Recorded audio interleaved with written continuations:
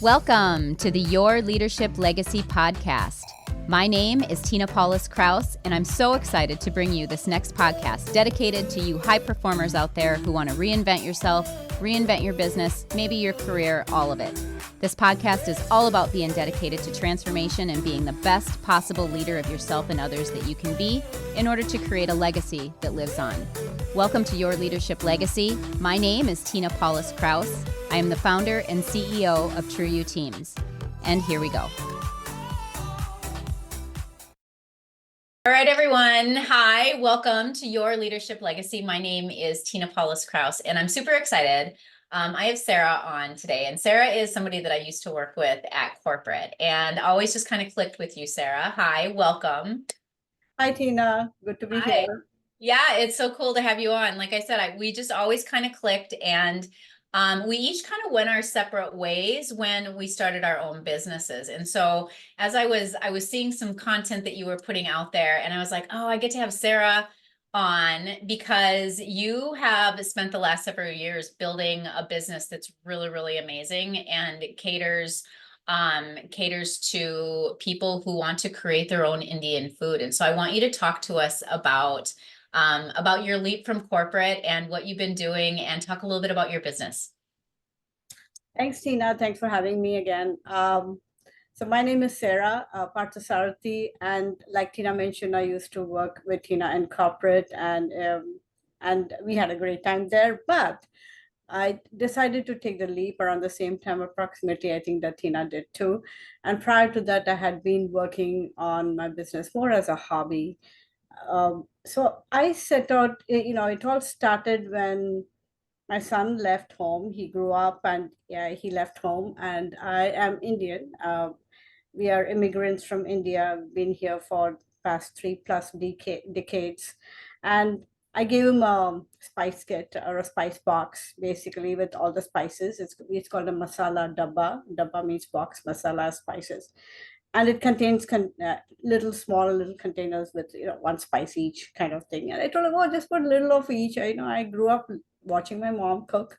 Mm-hmm. And so my son went ahead and started cooking. And then, he came back home because he lived in town, and he said, Mom, it's not coming out well. I just said, put a little bit of each, but he had big hands, right? So he put a lot of turmeric, a lot of cumin, and it's just smelling, it just doesn't have the same flavor profile. It doesn't taste good. Not moms. So yeah, but it's like not like the way you make it. And I'm like, well, how much did you put? And then finally he's like, can you make dinner for me? And I'm like, honey, I'm done cooking for you. Go fish. So I had to literally teach him how to fish, in the sense what he was missing is basically the fact that Indian cooking is about flavor building. It's about creating a flavor profile. And there's a layering aspect to the spices, which he was actually missing. Some spices get toasted up front or maybe at the end, depending on the recipe. Some spices go in the middle, some spices go at the end as a garnish, and not everything goes in at the same time. So there is a sequence in the way the flavors go in, and the amount of time they are cooked, and so on and so forth. And that's what he was missing. And that's a very complex concept to even teach anyone who is even a seasoned cook. I have spoken to a lot of chefs who are not used to Indian cooking, and they have always struggled with that particular aspect of Indian cooking. So I said, what if I simplified that aspect of it? And I started measuring out the right quantity of spices and numbering them 1, 2, 3, 4, 5. So he knew what went in first, what went in next, what went in last. And at the end of it, he was able to actually cook with it with these pre-measured spice kits. So this concept came about even before the meal kits hit the market, right? So the meal kits give you all the ingredients, including the fresh ingredients. And what we do is we call it a spice kit. And we have demystified the most complicated aspect of Indian cooking, which is basically to get the right flavor profile in the right sequence. So we give that aspect. And so these are easy to ship out. There is no shelf life for the spices, primarily like 4 or 5 years, literally. Yeah. And we are fresh. And then we make sure that they are all organic, gluten-free, vegan, no sodium, no sugars, no additives, no preservatives, check all the right boxes, and they can go anywhere across the country. And then those customers then can go to their local grocery stores and promote their local economy by buying fresh ingredients from there. So that's how it came about, to help my son. And once he did it, I'm like, anyone can do this. So that is how the whole business started. And, now we are more than 10 years into it, and going strong. It's incredible. Incredible. Did he call you that one day and go, hey, it worked? The kit worked. He not only called me, he brought it home, and then he's like, oh, he loved beetroot. So he used to get canned beets, and then he took my curry potato spice mix, spice kits, which contain, actually all these kits contain my mom's recipes, because that is, I had to go back to my mother's recipes. Yeah. And he did it, but he did it with beetroot. And then so he said, taste it. And it tasted really great.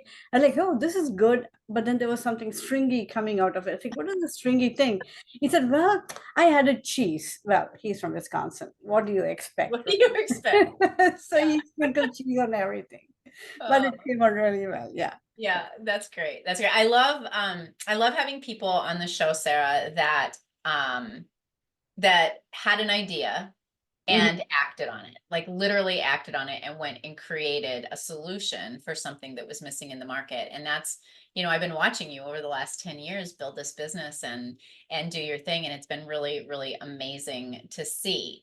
What I want to know is, what's been like the hardest thing about it all for you? The hardest thing was explaining what this product is about, because like I said, we started this before even the meal kits came in, right? The meal kits were are easily explainable. You get everything, you can cook. Now this is more like, okay, you get only the spices, but you have to get the rest of the ingredients, like the chicken or the the veggies and stuff like that, in order to cook it. And when anyone walks through, getting it onto grocery store shelves was not the hardest part. We were able to, work with distributors and work with the buyers and explain that. But it's sitting on a product on a shelf along with all this ready to eat pre-made stuff, which is microwavable stuff, right? Which is tons of sodium and tons of things and preservatives, because they have to have it preserved, and they come in these pouches, and then it's just like easy mac kind of stuff. So you're just like putting it in the microwave, and people expected our product to be that. So sometimes there a lot of people, if they didn't understand it, in that split second, what 7 seconds is what, or 3 seconds that a customer has, you have in front on a grocery store shelf, it's very hard to explain what the product is about in that time. Right. So what we did find is pandemic sort of made us really shift and pivot a little bit, because we were in more than 75 grocery stores, and prior, just as the pandemic hit, and some of them were, majority of them were in Minnesota and chain stores and things like that. We were literally doing on-site demos. And every weekend we would go to Minneapolis, and then we would then split out, my husband and I, and then we would be doing like 8 stores. We would do demos, go stand and hand out samples and explain the product. And then people would buy, then they would buy again. But it's like, how many stores do you hit out of 75 stores or so? How many weekends is that by the time I hit the 75th store? That's not sustainable. So it's not sustainable. So going online during the pandemic, we literally threw everything onto Amazon in March 2020. I know the exact date everything went down in Wisconsin. March 12th. March 12th, 2020. I know that date. Actually, it was 13th, Friday the 13th it was. Yeah. Because they said from Monday onward, everything is shutting down, sort of thing. And it was just like, oh my God, what do I do? So we just threw everything in. March 2020 and April 2020, 10 of our products were among the top 20 new product list in our category in Amazon. I just got goosebumps. And it just like, just blew up, because people were sitting at home wanting to cook. And so our spice kits were exactly in the right space at that time. Yeah, it's beautiful. And I think that's the key, right? Like anybody who is interested in this product gets to understand that it's all about the spices being exactly the amounts and what they need to be that makes the actual recipe. Right, exactly. So, and we also had to explain how our kits, which contain 4 or 5 different spice blends, all measured out in little sachets, like 5 sachets in that of different spices, is different from a mix which just comes like one blend, like curry powder, and you throw it in. A lot of people think that adding curry powder is cooking Indian food. Is really not. It's curry powder is a blend of spices, but then you don't get that layering aspect of it, which you do with our kids. Sure. Beautiful. What would you tell someone? So if somebody's listening to this podcast and they're like, they have a great idea, right? And they're just scared, right? They're scared to just make the leap and go and do it. What would you tell them from an advice experience perspective?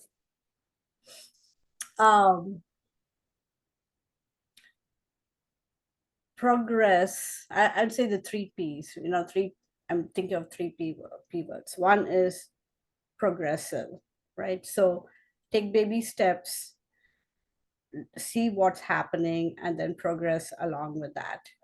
Progress over perfection. Over perfection.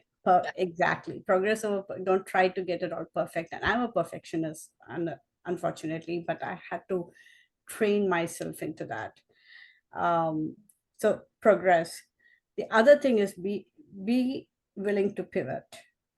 So if you find something is not working, or look at the numbers, look at where things are at, and like for example, going into 75 stores and trying to do demos in them, there's no way I could have scaled that particular aspect of the business. I had to pivot, and the pandemic sort of forced us, but the pivot was good because online I can explain the product, right? I can show pictures, I can put videos. People are there shopping online, and they are looking at all that. So they're spending more than 3 seconds on my page. So that is pivot is a second one. And the third one I would say is pitch. So whenever you get a chance, pitch.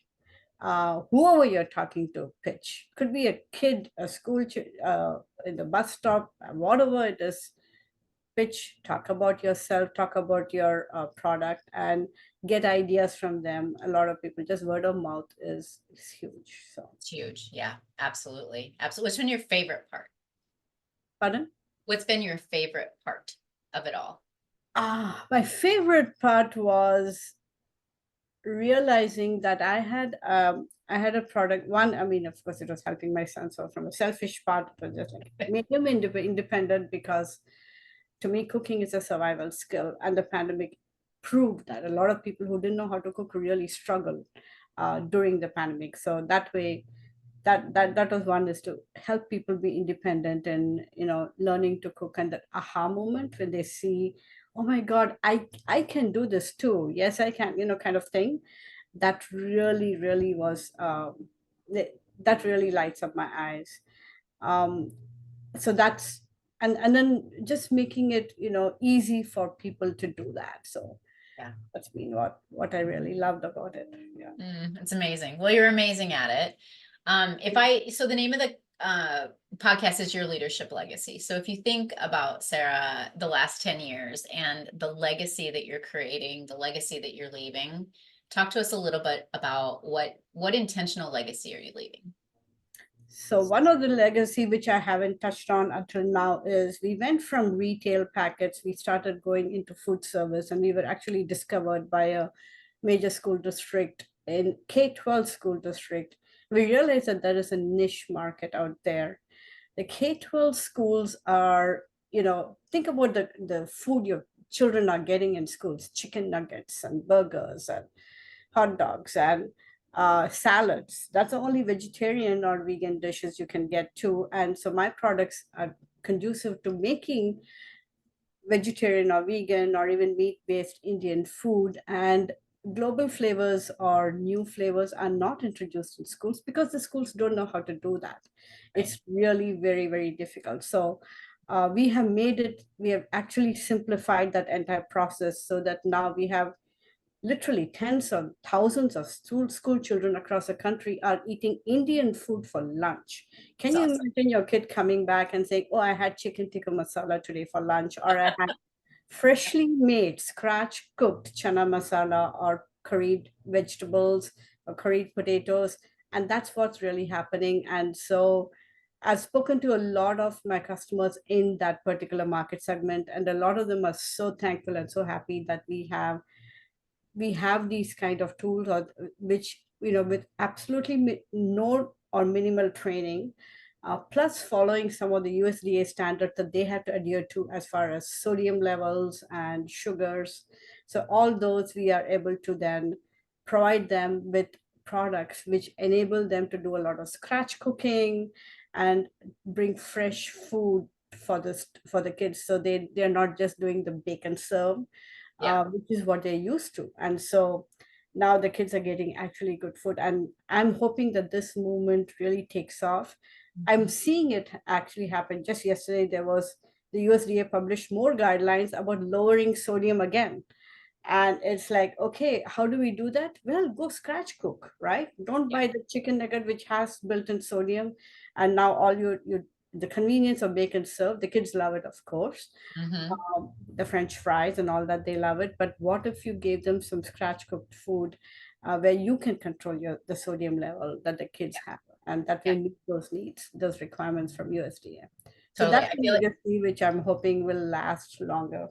yeah, that's amazing. I mean, it's so amazing that they have access to it. And I mean, think of the whole, we could do a whole nother podcast on food and and unhealthy and all that kind of stuff. So what I love about what you're saying is that you're really changing the culture within schools from the inside out, and offering the school systems a different way, a better way, a more healthy way to really offer Indian food in their schools, which is incredible.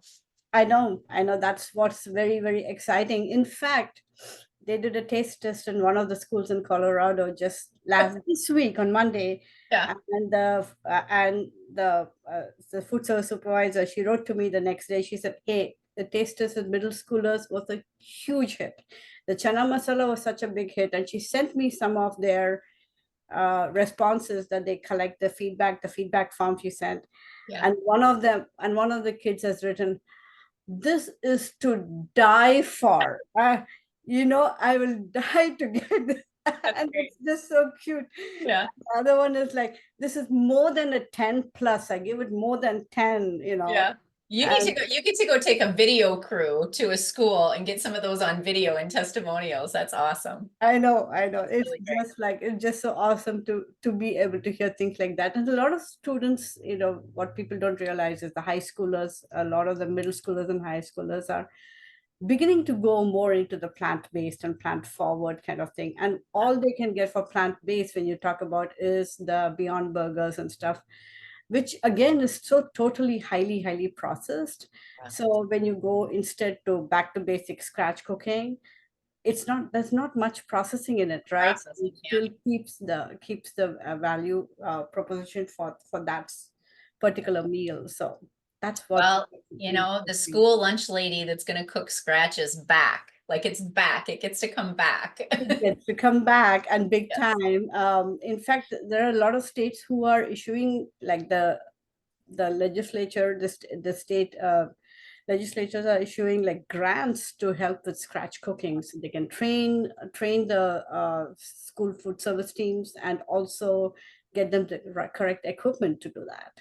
Yeah. Well, incredible, incredible. I want to acknowledge you because this is a pretty big deal. Getting our kids to eat better, to eat healthier is not a small task, and you've tackled it. And I can see it blowing up. So that's amazing. I want to thank you for being on. Where can people find you? They can find my products. If you want to just cook for yourself at home as a home chef, then you can find my products at flavortemptations.com. I have more than 12 different flavors. I have some curry sauces to make it slightly, like, I call it cook from scratch, and then speed scratch is the sauces. So you could do either of those. And then if you are in the food service arena, either in K-12 or even any other, like hospitals or any other food service arena, you can definitely go to that same website. There's a page for food service, and you can order samples through that and test it out for yourself and see the quality of the products before you purchase. Incredible. Well, I know that personally, I'm going to go right now as soon as we hang up and order for sure. Thank you. And if you're school administration or hospital administration or any place like that that would be a possibility to bring Sara in and these spice kits in and all the stuff that she's offering, go for it, because I'm sure that it is amazing. I'll let you know. I'll do a review for sure as soon as I eat it. I should have done that before we started, but I didn't. That's okay. But no, thank you, Sara, for being on. It was good to connect again. It was good to see you. You're up to big things. I want to thank you for everything that you're doing. It's pretty amazing stuff. So thank you. Thank you, Tina. Thanks for having me on, and thanks for your leadership too, and for the amazing company that you are forming as an entrepreneur and So, showcasing so many, helping other leaders. So thank you. Yeah. Together, it makes a big difference when we're, in lockstep with each other and can support each other and all the good stuff that goes with that. So, Yes. All right, everyone. That concludes this episode of Your Leadership Legacy. Tune in next time. Bye. Bye. My name is Tina Paulus-Krause, and I thank you so much for tuning in. I hope you enjoyed the show. Check out our programs and events at trueyouteams.com. And until next time, make it an amazing day.